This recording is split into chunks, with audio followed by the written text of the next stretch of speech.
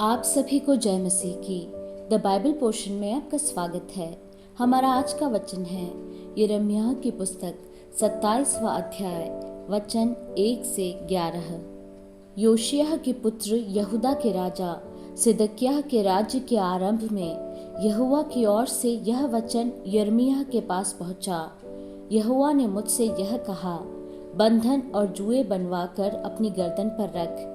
तब उन्हें एदोम और मोआब और अम्मोन और सोर और सीदोन के राजाओं के पास उन दूतों के हाथ भेजना जो यहूदा के राजा सिदकिय्याह के पास यरूशलेम में आए हैं। उनको उनके स्वामियों के लिए यह कहकर आज्ञा देना, इस्राएल का परमेश्वर सेनाओं का यहोवा यूं कहता है, अपने अपने स्वामी से यूं कहो कि पृथ्वी को और पृथ्वी पर के मनुष्यों और पशुओं को अपनी बड़ी शक्ति और बढ़ाई हुई भुजा के द्वारा मैंने बनाया, और जिस किसी को मैं चाहता हूँ उसी को मैं उन्हें दिया करता हूँ। अब मैंने ये सब देश अपने दास बेबीलोन के राजा नबूकदनेस्सर को आप ही दे दिए हैं, और मैदान के जीव जंतुओं को भी मैंने उसे दिया है कि वे उसके अधीन रहें। ये सब जातियाँ उसके और उसके बाद उसके बेटे और पोते के अधीन उस समय तक रहेंगी जब तक उसके भी देश का दिन न आए। तब बहुत सी जातियां और बड़े बड़े राजा उससे भी अपनी सेवा करवाएंगे।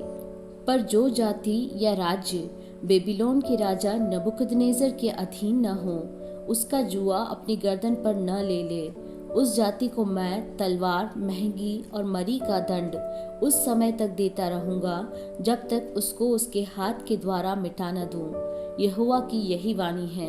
इसलिए तुम लोग अपने भविष्यद्वक्ताओं और भावी कहने वालों और टोनहों और तांत्रिकों की ओर चित्त मत लगाओ, जो तुमसे कहते हैं कि तुमको बेबीलोन के राजा के अधीन नहीं होना पड़ेगा, क्योंकि वे तुमसे झूठी भविष्यवाणी करते हैं, जिससे तुम अपने अपने देश से दूर हो जाओ और मैं आप तुमको दूर करके नष्ट कर दूं। परंतु जो जाति बेबीलोन के राजा का जुआ अपनी गर्दन पर लेकर उसके अधीन रहेगी, उसको मैं उसी के देश में रहने दूंगा, और वह उसमें खेती करती हुई बसी रहेगी। यहोवा की यही वाणी है।